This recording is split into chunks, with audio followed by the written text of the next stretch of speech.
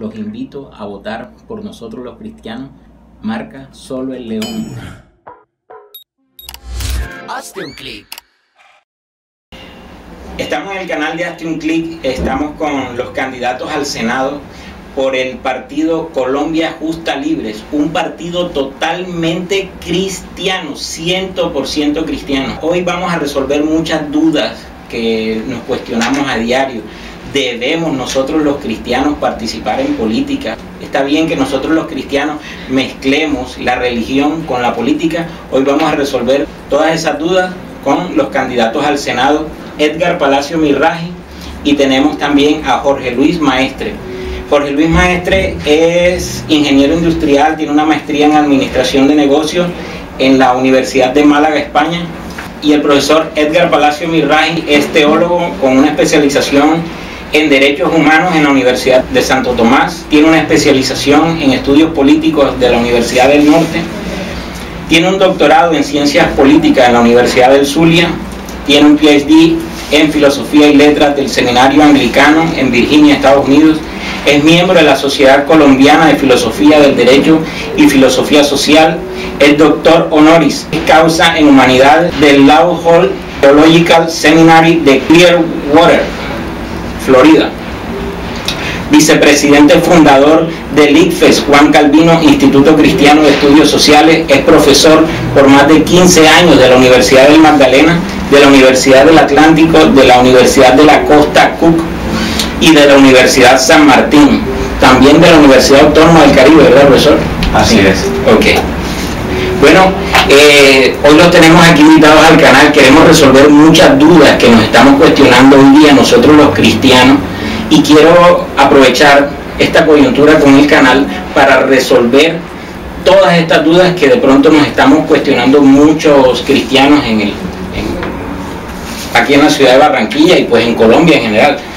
Ingeniero Jorge, ¿es coherente que los cristianos nos mezclemos, nos iniciemos a hacer política? Esta es una pregunta que comúnmente se hacen a diario las personas. ¿Será que los cristianos ahora nos estamos dañando por estar iniciando en la política? Gustavo, definitivamente sí. Gracias por invitarnos a la entrevista. Es un debate que normalmente se presenta y muchas veces empezamos a discutir sobre si tenemos que partir la vida en dos, como si nosotros los seres humanos pudiéramos estar en unas cosas, digamos, enfocados a un asunto de la vida, y en el otro el tema espiritual, como si fueran por aparte. Es fundamental entender que en la vida somos una mezcla de cosas, y Dios nos ha hecho y nos ha mandado a la tierra a representar su reino en todas las dimensiones. Entonces no podemos separarnos y no podemos pretender vivir como seres humanos para las cosas humanas y como seres espirituales para las cosas espirituales. La política es parte de la condición humana. Necesitamos vivir en sociedad y necesitamos tener una cabeza que nos oriente y nos guíe. De hecho, así lo ha definido Dios a través de la historia. Y Dios históricamente nos ha guiado en colocar a las personas que tienen su favor y que tienen su iluminación para poder tomar las decisiones que más nos orientan a la sociedad. Sin embargo, con digamos, el devenir del tiempo, hemos ido perdiendo de alguna manera ese rumbo, y la sociedad en general ha ido anteponiendo sus intereses personales, los intereses de la sociedad, los intereses de cada una de las personas, y hemos empezado a cometer el error de utilizar la democracia y utilizar el ejercicio del liderazgo para poder volverlo un mecanismo por el cual yo hago un ejercicio financiero, hago un ejercicio social, llego al poder y utilizo el poder para mi propio beneficio y olvido el beneficio del pueblo. Cada día, en la medida en que podamos vivir de esa manera, vamos olvidando a Dios y tenemos que regresar a nuestras raíces. Siempre hablamos en nuestros ejercicios de tener gobernantes que sean lo suficientemente sabios para tomar buenas decisiones, pero que sean lo suficientemente humildes para arrodillarse en la mañana y poderle pedir iluminación a Dios, iluminación a Jesucristo, iluminación al Espíritu Santo, para poder tomar las decisiones que nos permitan a la sociedad desarrollarnos. Definitivamente en el mundo politiquero, por llamarlo de alguna manera, las personas que están accediendo al poder no son personas que están formadas en esa capacidad. Por lo tanto, hoy en día queremos recuperar esas personas humildes, esas personas formadas, pero que tienen esa humildad de Dios, que son capaces de ceder su decisión y su corazón al beneficio de la sociedad a través del ejercicio de una oración, encomendándose en las mañanas, pudiendo, digamos, utilizar los textos bíblicos, utilizar la doctrina y la enseñanza para poder guiar sus propias decisiones para que se cumplan los planes de Dios en la tierra. Entonces, si lo enfocamos de esa manera, definitivamente es fundamental que las personas que estamos cerca de Dios, que las personas que hemos tenido la oportunidad de conocer a través de los ministerios, a través de la iglesia, a través de los ejercicios religiosos, por llamarlos de alguna manera global, utilicemos hoy en día y traigamos todo ese aprendizaje de nuestra vida espiritual para poderlo proyectar también a la vida social y a la vida del día a día. Eso me hace concluir que definitivamente no debería considerarse como un ejercicio malo. La gente acostumbra mucho a categorizar bueno y malo. No es un mal ejercicio. Lo que pasa es que si pensamos en que el hombre de Dios va a llegar a la política y se va a corromper de la misma manera, de alguna manera termina siendo un mal ejercicio. Pero si lo pensamos al revés, si lo pensamos en que gente de bien, gente de moral, gente de ética, gente de principios llega al gobierno, seguramente se cumplirá el texto que todos esperamos, que es que cuando el justo gobierna, el pueblo se alegra. Entonces, definitivamente el ejercicio de que las personas que hemos estado mirando al país desde otras ópticas, pero con el temor de Dios y la reverencia a Dios, podamos llegar definitivamente al gobierno, seguramente tendremos una mejor Colombia. Ok, profesor Edgar, hoy día no están acostumbrados a que llevar una vida o una cosmovisión cristiana es porque yo pertenezco al coro de la iglesia o porque yo predico, pero inmediatamente yo salgo de la iglesia, yo debo ser una persona común y corriente. ¿A qué se refieren ustedes cuando hablan de tener una cosmovisión cristiana? Bueno, esa dicotomía o esquizofrenia, es decir, vivir dos mundos o dos personalidades, una doble personalidad, es un problema muy serio en la comunidad cristiana y ha mejorado, nos ha tocado mejorar porque en las congregaciones cristianas se usaron los púlpitos solamente para enseñar al cristiano a vivir su relación con Dios en el más allá. Los preparamos para que Dios se los llevara y se fueran del planeta Tierra, ¿no? Lo cual es una parte de lo que enseña la Escritura, la Biblia. Pero la cosmovisión cristiana quiere decir precisamente que no va a enseñar una parte, sino que la Biblia como autoridad suprema es la que nos da las premisas filosóficas, los axiomas, las creencias básicas, a través de la cual o de las cuales, de esas creencias básicas o esas premisas filosóficas o teológicas en este caso, miramos la totalidad del mundo y de la existencia. Nos quedamos solamente en el pedacito eclesiástico, organización de la iglesia, ayuno, oración, la vida eterna, cuando viene el Mesías, todos estos temas. Pero se nos olvidó, o quizás no lo hicimos a propósito, sino que pasó así sencillamente. Ya estamos en una etapa de madurez donde ya nos dimos cuenta qué dice la Biblia de la economía, qué dice la Biblia de la política, qué dice la Biblia de la ciencia, qué dice la Biblia de la filosofía, qué dice la Biblia de las relaciones internacionales, qué dice la Biblia de la guerra, qué dice la Biblia de todos los temas. No solamente de los temas del más allá, sino de los temas de acá, terrenales. Jesús dijo, no te ruego que los guardes del mal, no que los quites del mundo. Es decir, yo le diría en términos modernos o actuales, diríamos, estamos en un ejercicio de desprivatizar la fe. Esa privatización de la fe se dio desde el siglo XVIII, donde hubo una separación entre la fe y la razón. Entonces, la fe era un conjunto de creencias no justificadas, es decir, irracional, sin fundamento, una creencia. Yo tengo entendido, perdón, que usted es profesor de epistemología. Sí, señor. Pero sí, el gran contraste entre la ciencia y la religión es que la ciencia, epistemológicamente hablando, usted que es profesor de eso, todo lo puede probar, o algunas cosas las puede probar, pero la fe, ¿cómo la puedes probar? Supuestamente, es que ese es el punto. Desde el siglo XVIII se hizo esa división entre fe y razón, es decir, la fe se ocupa de los temas religiosos, o sea, religión y ciencia. es el equivalente epistemológico. Religión es fe, ciencia es razón, experiencia, fundamento, es decir, creencias justificadas. Sí, pero... Michael Polanyi, un filósofo de la ciencia, lo definió así, definió la ciencia así: la ciencia es conjunto de creencias con las cuales estamos personalmente comprometidos. Ciencia es el conjunto de creencias con las cuales estamos personalmente comprometidos. Perfectamente esa definición es la ¿Cuál misma, es su verdad? Es la misma de religión. Profesor, ¿cuál es su verdad? La Biblia. ¿Y por qué es la Biblia? Si el Buda podría decir que, El su Tripitaka. libro es el exacto, que Es ese es su verdad. libro sagrado y que esa es la verdad. Tiene todo el derecho de decir cada quien lo que quiera, Claro. y creer lo que quiera. Precisamente esa es la virtud de la democracia, para aprender a vivir juntos siendo tan diferentes. El principio fundamental de la democracia es la subjetividad, es decir, el respeto por las creencias privadas del individuo, que tiene derecho a expresarlas públicamente. Entonces, aquí el tema es de por qué la Biblia es para mí. Ya entramos en un debate que aparentemente es racional, pero que realmente no va a tener solución. Pero la Biblia es el único libro que reclama ser la verdad. Ok, entonces ahí viene el tema. Resulta que la Biblia hace un reclamo, ella como libro, objetivamente. Creo que no hay ningún otro libro que reclame ser la verdad. Ninguno. Ni ningún libro de literatura universal, y mucho menos ningún premio Nobel. Es decir, la Biblia reclama que ella es la verdad.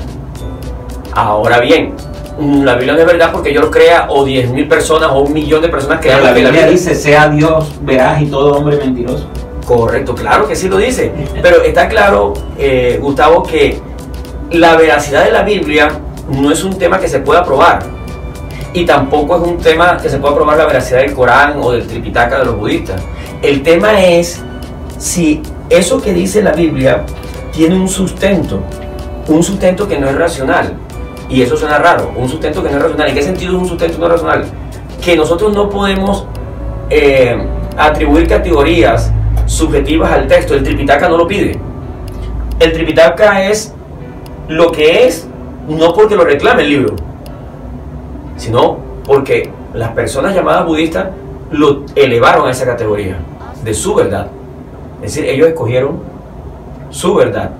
¿Cómo sería un gobierno totalmente bíblico? Perdone que lo interrumpa, profesor. ¿Puedo terminar este Sí, pedacito claro que para sí. responder? Porque tiene relación. Claro que sí. Ese Tripitaka fue escogido y lo elevaron al absoluto, a un nivel absoluto. Los cristianos y los judíos no escogimos ese libro para nosotros elevarlo al absoluto, sino que él reclama ser el absoluto frente a todos los demás libros que no lo reclaman. Entonces, uno, siendo honesto intelectualmente, yo no puedo entrar a juzgar el libro con predisposiciones. Tengo que dejar que el libro mismo se defienda. Es lo honesto intelectualmente. El libro hizo esa demanda, pero nadie podrá convencer a nadie de sus creencias ni convertir a nadie. Sí, porque un budista dice, no, yo por creer en Buda, yo era alcohólico y drogadicto y yo me sané. ¿Qué opina usted de eso? Porque, y es verdad que se sanó. Es cierto. Yo quisiera interrumpirles con un concepto, perdón Gustavo y profesor, y es que cuando uno habla de la fe, también tiene que recordar que lo que es uno hoy en día es el producto de sus experiencias, y de alguna manera la creencia y la propia fe se alimentan de lo que uno ha venido construyendo a través del tiempo. Era parte de lo que tú decías ahora. Un budista eventualmente puede ser alcohólico y no conoce otra realidad, y él a partir de su propio ejercicio y su propia vivencia desarrolla su propia fe. De la misma manera, nosotros hoy en día, desde que nacemos en hogares generalmente bajo la cobertura de la religión judío-cristiana, en términos generales, independiente de sus doctrinas, vamos construyendo a través del tiempo nuestra propia creencia. Y se presentan precisamente esos dilemas del que tú hablabas ahorita, de qué pasa si los musulmanes llegan a la misma zona de confluencia de los judío-cristianos y los debates. De alguna manera, dentro de ese propio ejercicio del desarrollo de las creencias, es donde nosotros empezamos a experimentar desde el propio comienzo y la aplicación de la fe, no como la fe que se ha vendido siempre, que es una fe en el terreno sobrenatural, porque porque entonces nos venden la fe como el mecanismo mediante el cual puedo accionar mi realidad a través de una acción sobrenatural para poder modificar lo que la naturaleza no me ha dado en su propia marcha. Entonces acudimos a la fe cuando estamos en problemas, acudimos a la fe cuando necesitamos modificar nuestra realidad. Y ahí es donde nos genera la dicotomía, ¿cierto? En términos de utilizo la fe para cuando la necesito y modifico la realidad a través de medios sobrenaturales, pero cuando estoy en mi vida diaria y cuando estoy en mi ejercicio diario, ahí no necesito la fe, ni necesito la Biblia, ni necesito una doctrina religiosa, porque esto es controlable por el ser humano. Entonces, como es mi pedazo controlable, yo ahí no tengo a Dios, ni tengo la fe, ni tengo la religión. Entonces, vuelvo al mismo tema, estamos acostumbrados a ir partiendo en dos nuestra vida, y eso nos va dejando la fe solamente como una herramienta de uso. En la medida en que yo tomo la fe y tomo mi doctrina y la vuelvo no solamente una herramienta para echar mano en un problema, sino que la vuelvo parte de mi día a día, cuando yo empiezo a ejercitarme en mi decisión diaria, cuando empiezo en mi inconsciente a vivir a través de mi propia fe y mi propia doctrina, es donde realmente vas a ver la confluencia de las dos cosas, y es donde la vida del cristiano realmente, digamos, empieza a ser coherente y empieza a ser útil tanto para las cosas terrenales y materiales como para las cosas sobrenaturales, para las cosas de gobierno, como para las cosas de la casa y la familia. Bueno, profesor Edgar, una pregunta que nos hacemos a diario todos, como colombianos. ¿Qué nos garantiza a nosotros, no como cristianos, sino como colombianos, que ustedes no van a resultar igual de corruptos que los anteriores gobiernos de este país? Ok, pero me hiciste una pregunta antes sobre cómo sería un gobierno cristiano. Sí. Antes de responder esas dos, que se entremezclan, el tema de un gobierno cristiano. Okay. ¿Cómo sería un gobierno cristiano? Okay. A ver, quiero insistir en la definición de religión. Hoy la ONU, en su sección de, diríamos, de derechos humanos, redefinió el concepto de religión. Religión no se refiere a religiones históricas, ni a las religiones abrahámicas, islam, cristianismo, judaísmo, budismo, shintoísmo, maometismo, islam. No. La religión es toda aquella creencia que para el individuo orienta toda su existencia. O sea, no necesariamente es religioso el que va a un culto o a una de este tipo de religiones históricas. El que nunca va a un templo, él mismo ha creado su propio templo dentro de sus creencias. Es decir, es tan religioso el hombre que está en el templo como el que está fuera del templo. Somos idólatras compulsivos. Nosotros fuimos creados para adorar, y cuando no adoramos al Dios vivo y verdadero, adoramos cualquier criatura, pero adoramos. Uno puede adorar ideas elevadas al absoluto. Cualquier idea que ocupe en el ser humano, en lugar de Dios, esa es su religión. O sea que para poder adorar a Dios, el Dios de la Biblia, de Abraham, Isaac y Jacob, hay que primero conocerlo, porque es posible que yo esté adorando a un Dios que no sea el Dios de la Biblia. Correcto, así es. Ese es el tema de la idolatría. Pero eso no lo digo yo, lo dice Emil Cioran, también un filósofo rumano. Dice en su libro Brevario de Podredumbre: idólatras compulsivos. La historia es el desfile de todos los ídolos de la humanidad que se nos han destruido, los ídolos que se han ido cayendo y nos han dejado un gran vacío. En una época era el concepto de raza, en el nazismo. En el marxismo el concepto de clase. Diríamos, para los socialistas el Estado es absoluto. Es decir, nosotros hemos ido cambiando, sustituyendo a Dios con ideas absolutas, y esa es nuestra religión, y no es en un templo. Quiero enfatizar que todos somos religiosos, es la categoría básica de la existencia. La fe es la categoría básica de la existencia. Todos somos creyentes en algo o en alguien o en una autoridad no escogida de manera racional, ni por argumentos. Esa es nuestra constitución como seres humanos. Somos seres religiosos. A partir de allí entonces se sigue lo que es un gobierno cristiano. Un gobierno cristiano lo que busca es profundizar la democracia.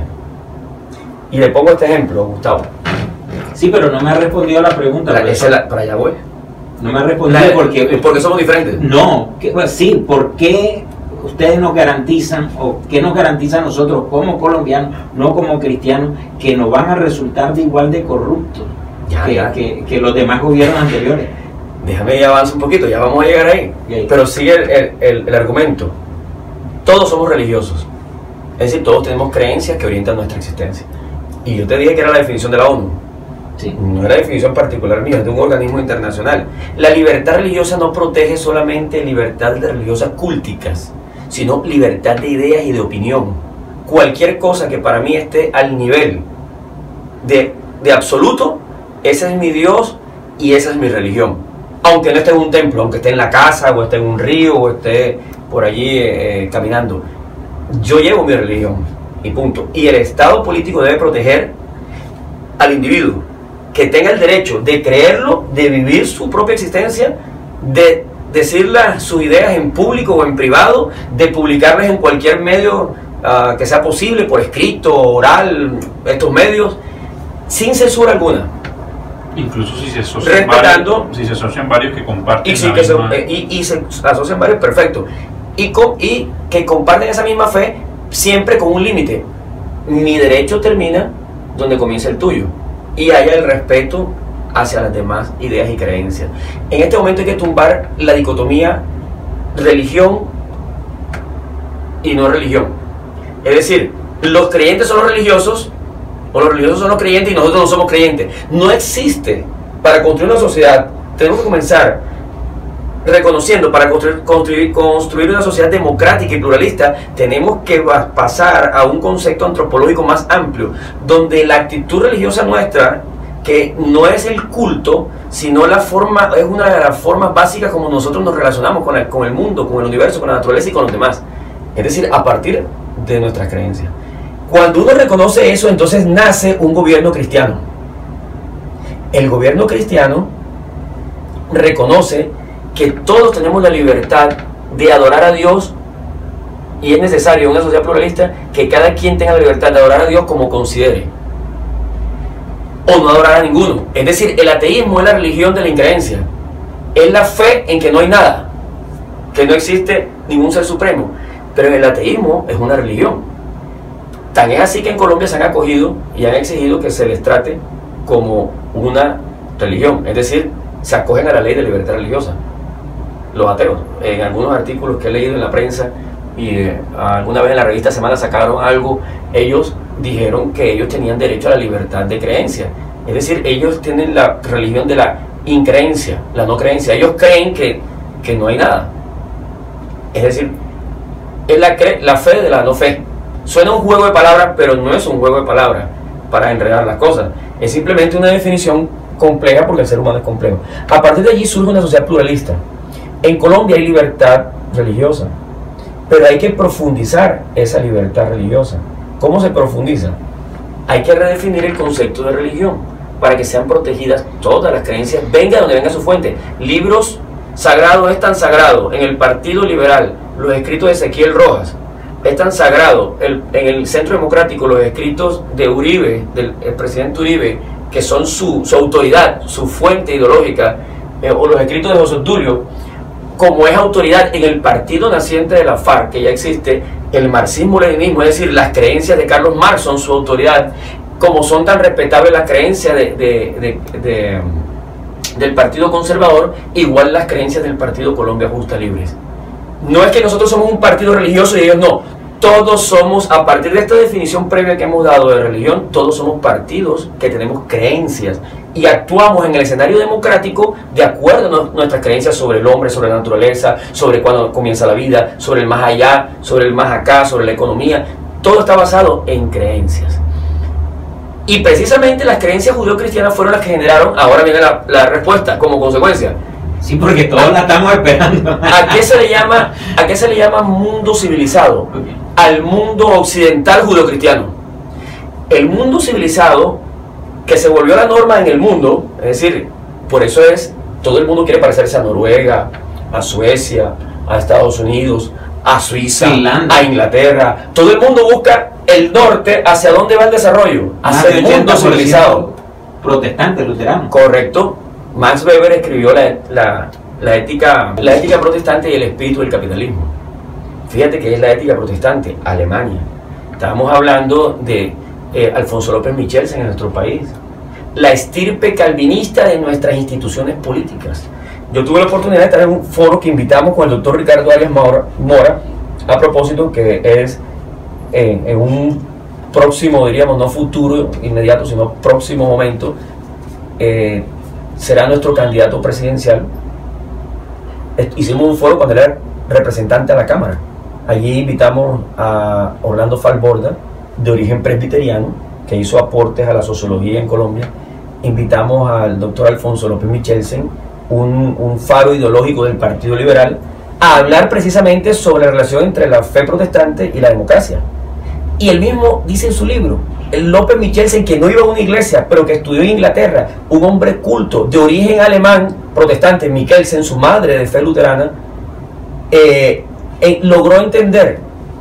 Y él decía que en sus clases de Derecho Constitucional, estamos hablando de López Michelsen en Colombia, una insignia del Partido Liberal, decía en sus clases de Derecho Constitucional en la Nacional, decía que sus estudiantes no entendían por qué él comenzaba hablando de la teoría de la salvación en el calvinismo para explicar el origen de la democracia y de las instituciones políticas y económicas en Colombia.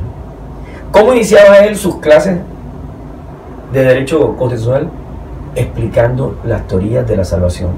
Entonces, a partir de lo que llamamos el mundo moderno, el mundo civilizado, es el mundo judeo-cristiano. Y quisiera resumirlo así, si fuera posible.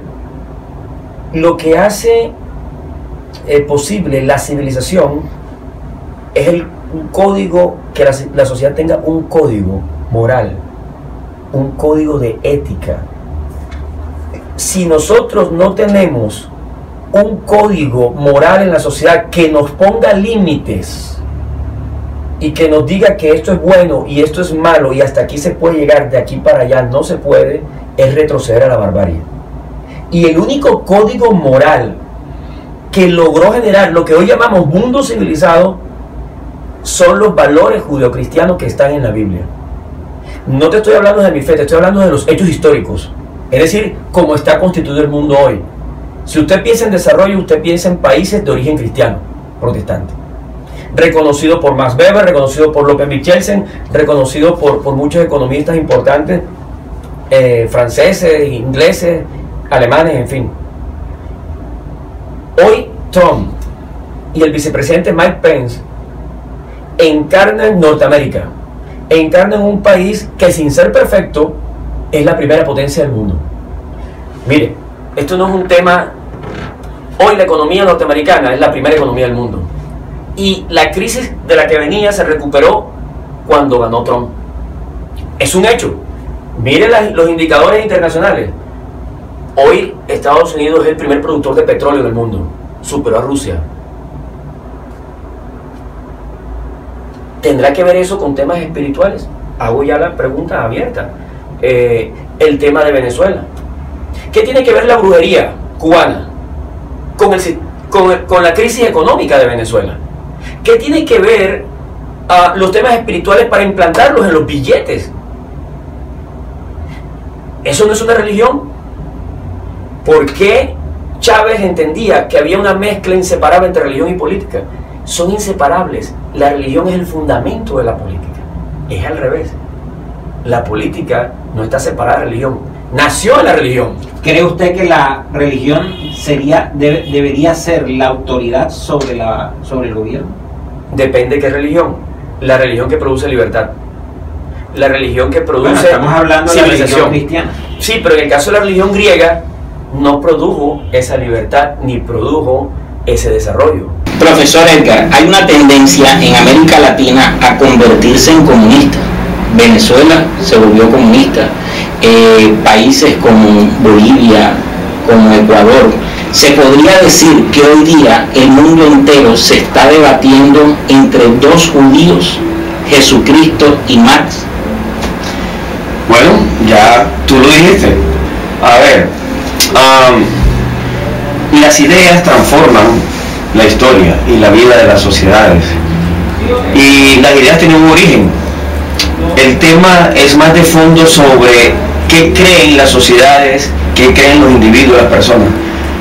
Hoy el mundo está dividido entre dos ideas básicas, con dos formas de ver el mundo, la sociedad, la naturaleza en general.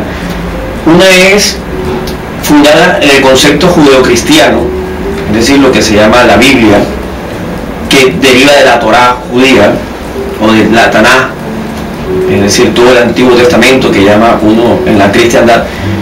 Y ese libro autoritativo es el fundamento del concepto del hombre, del concepto de la familia, del concepto de la sociedad, del concepto de la economía, del concepto de las relaciones internacionales. Es decir, de ese libro se deriva toda esa forma de ver la totalidad, lo que se llama cosmovisión.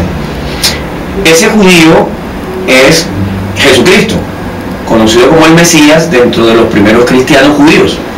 Recordemos que el cristianismo es judaísmo para gentiles.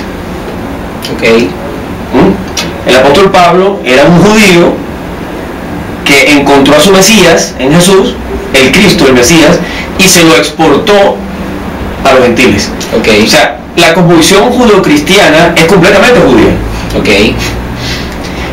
Los gentiles entraron, pero se volvieron judíos, su forma de ver el mundo. O sea que usted sí cree que hoy día se está debatiendo el mundo entre estas dos creencias. Claro, claro. Y la otra es Carlos Marx. Estamos hablando del siglo XIX específicamente. Estamos hablando entonces de un hombre que tuvo formación teológica en Europa, Alemania. Estamos hablando de un hombre que estudió con Hegel, de un hombre que estudió Hegel, el filósofo alemán, sí. Friedrich Hegel. Estamos hablando de un hombre que estudió economía en la Universidad de Berlín, un hombre que se formó en la teología de Ludwig Feuerbach, otro teólogo alemán, okay. Y que hoy en Colombia está representado por la ideología de la FARC. Okay. Y esa ideología de la FARC, cuando usted mira, busca en internet o consulta, se llama marxismo y leninismo. Okay. Eso es una información propiciada por ellos mismos, en entrevistas, no es nada oculto, y hoy está en el juego del escenario democrático en Colombia, con su ideología. Pero esa ideología no es local, viene de Europa, fue exportada a América Latina a través de la Revolución Cubana, pero también fue exportada antes, estamos hablando de la Revolución Bolchevique, 1917, es decir, el principio del siglo XX, cuando Lenin logra, diríamos, imponer o triunfar con sus ideas para derrotar al zar Nicolás II en Rusia.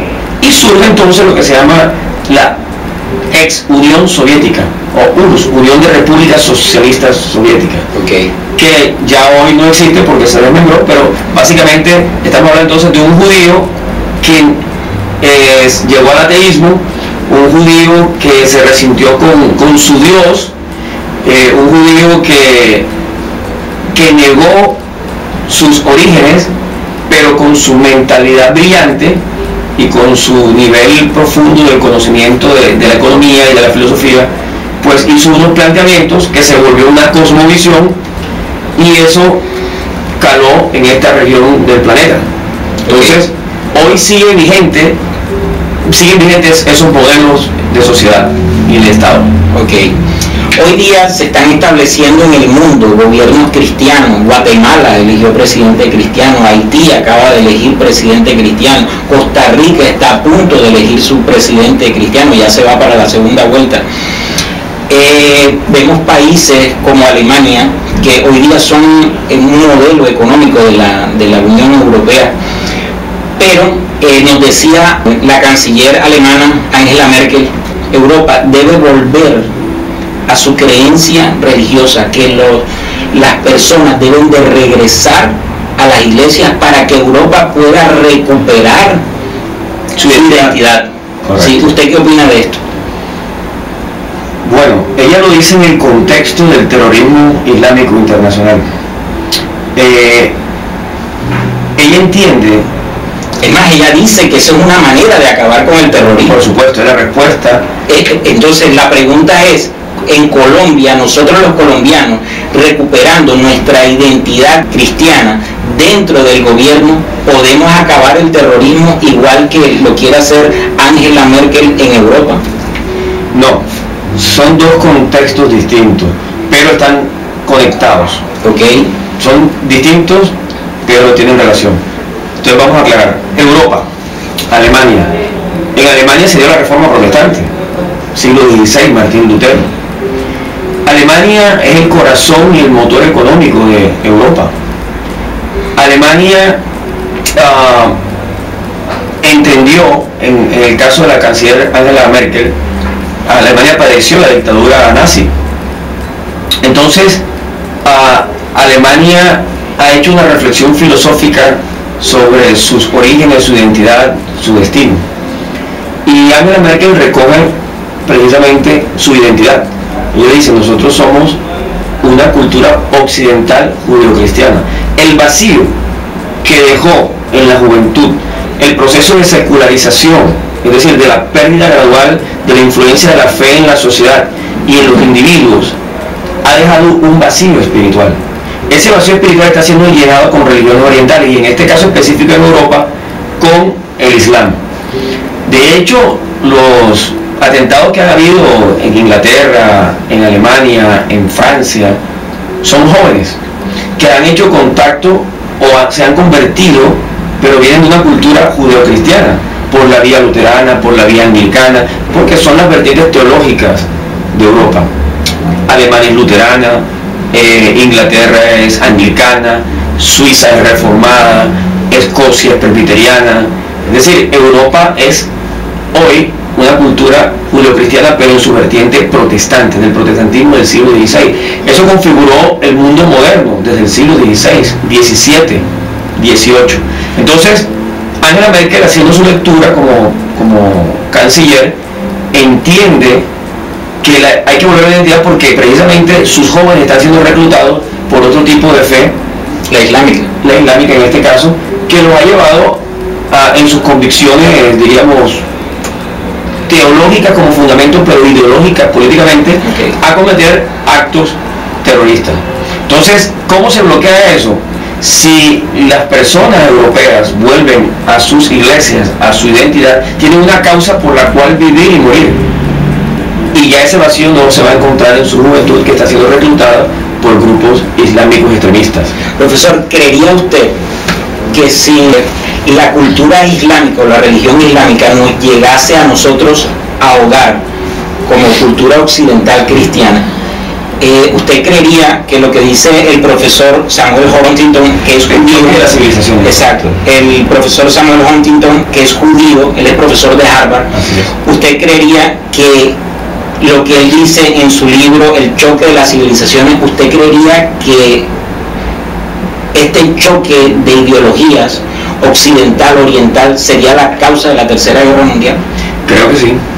¿Usted cree que lo que él dice? Yo enseñé en la universidad precisamente sus tesis.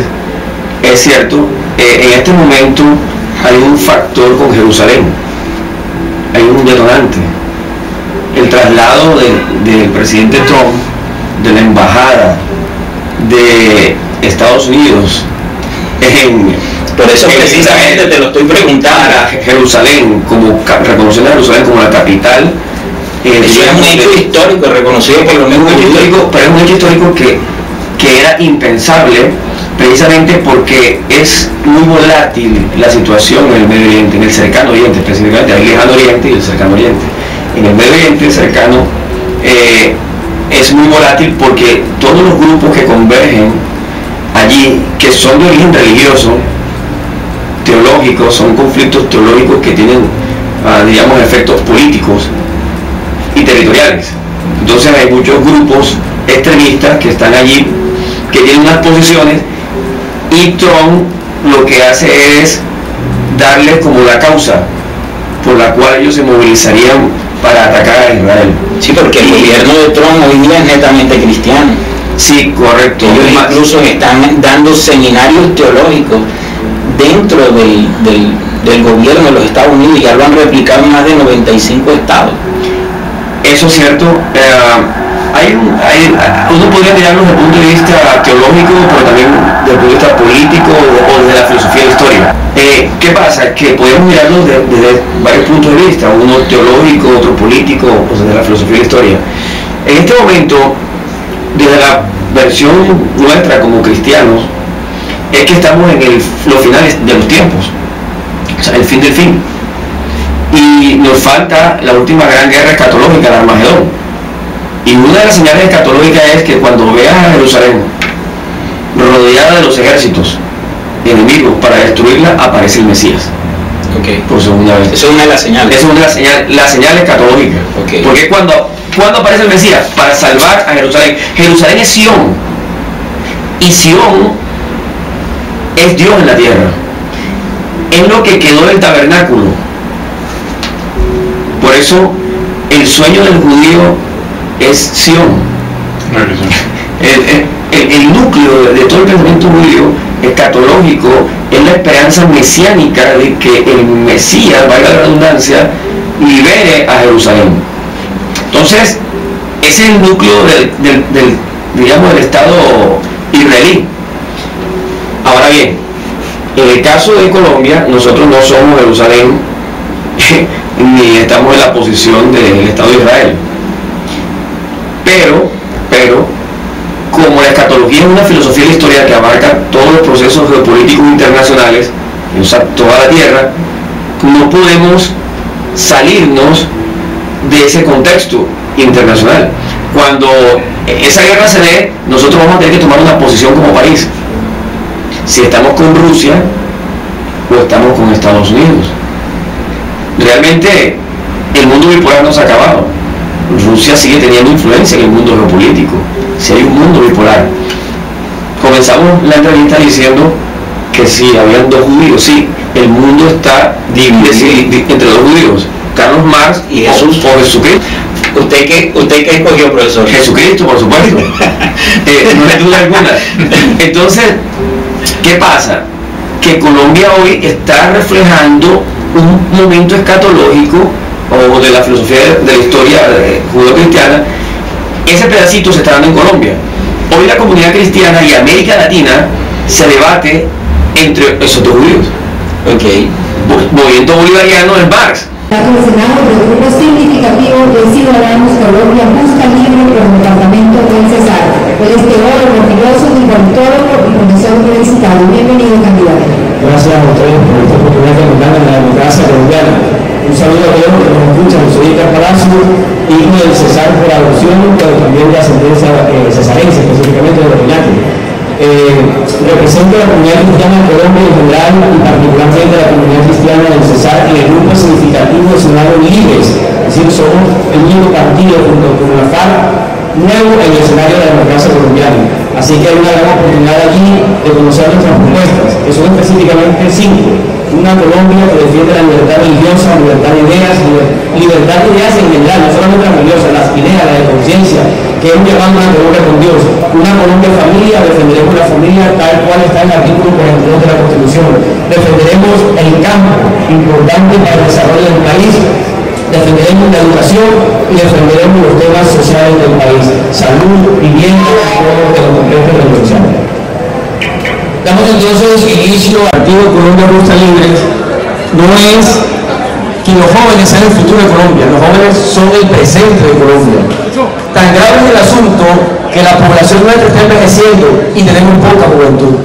Así que la poca que tenemos debemos valorarla y darle muchas oportunidades a nuestra sociedad. Primero, proponemos la creación de un ministerio de la familia. Debe haber una política pública de la familia desde el Estado, donde se promocione o se provea un empuje para proteger el empleo de la familia, para que las madres estén con sus hijos.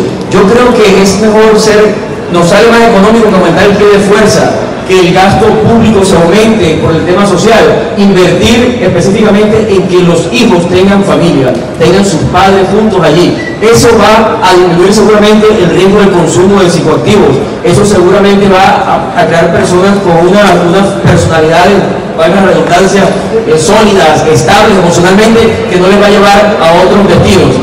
Pero además tenemos que ser capaces de recuperar en la sociedad colombiana la confianza de la gente que formamos en nuestras universidades. ¿Cómo así que les pedimos a nuestros jóvenes que tengan experiencia? Pues alguien tiene que comenzar algún día a trabajar, pero si lo formamos en nuestras universidades y no creemos en nosotros mismos en Colombia, pues entonces ahí sí no somos un país grande. Colombia para los colombianos. Es candidato al Senado por el grupo significativo de Ciudadanos Colombia Justa y Libre. Gracias. Nosotros propondremos en el Congreso de la República una reforma tributaria estructural de fondo. Específicamente, hay que redistribuir el ingreso en Colombia, pero eso lo hacemos no estimulando desde el Estado, no subsidiando la demanda, la oferta, perdón, sino la demanda. Nosotros podemos trabajar desde la sociedad civil el consumo.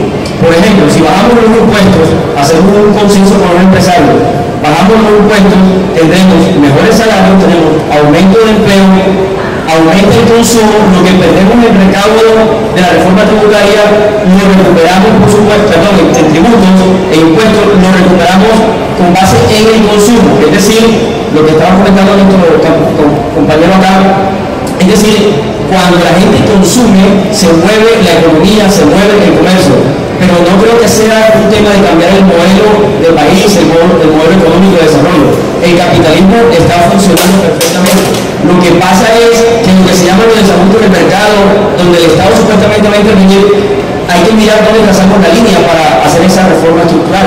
Si le damos mucha fuerza al Estado, podemos desestimular la iniciativa privada. Y la iniciativa privada y la inventiva del ciudadano no puede ser sustituida por el Estado. Muchas gracias, candidato Palacio. Una prueba de eso es que estamos aquí, gente decente, tratando de construir nuestra democracia. Si fuese un Estado fallido no habría esperanza y deberíamos hacer tránsito entonces a una dictadura mesiánica, totalitaria, absolutista. Creo que el problema no está en la maldad de los malos, como decía el pastor Martin Luther King en Estados Unidos, sino la indiferencia de la gente buena.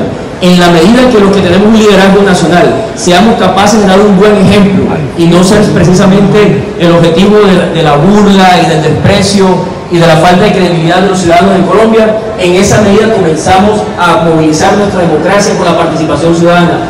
Y esa sangre que es la participación ciudadana va a generar cambios en las personas, valores que se van a interiorizar desde la cultura política, precisamente desde los sectores culturales, y va a formar parte de nuestro etos colectivo.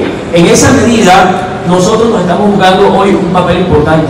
Estamos arriesgando, estamos luchando, nadando corriente arriba, tratando de convencer a los ciudadanos de que sí hay esperanza en el país.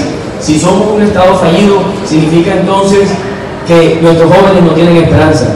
Pero precisamente el hecho de que aquí hay un joven y varios sectores haciendo preguntas muestra que sí hay esperanza. Y cada niño que nace en Colombia debe decir que tenemos una oportunidad para seguir adelante. Escuchamos entonces Edgar Palacio, que tiene de los mismos 30 años.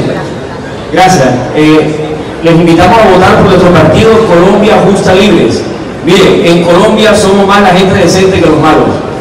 Lo que pasa es que la delincuencia está organizada. Aquí se habla de delincuencia organizada. Ya llegó el momento que como ciudadanos, como demócratas, construyamos juntos a través del partido Colombia Justa Libres lo que se llama una Colombia decente, es decir, la decencia organizada. Por eso marque el León el próximo 11 de marzo. Muchas gracias al candidato de Colombia Justa Libres. Gracias por sus respuestas. Invitamos al comandante. Bueno, este es un mensaje para todos los cristianos, para que sepan que nosotros los cristianos también tenemos participación en la política y podemos hacer verdadera política. La palabra política significa el arte del buen gobernar. ¿Y quién más que nosotros los cristianos que tenemos temor de Dios para gobernar este país? Aquellas personas que tienen hoy día lo que yo les llamo un Babel conflictivo en temas de política. El país hoy día vive un Babel conflictivo. Todo el mundo opina. Nadie sabe por quién votar. Hay una confusión política total a nivel general. Aquellas personas que tienen esta confusión y no se van por ningún partido o por el otro, los invito a votar por nosotros los cristianos. Marca solo el león y vota por Colombia Justa Libres. Hazte un clic.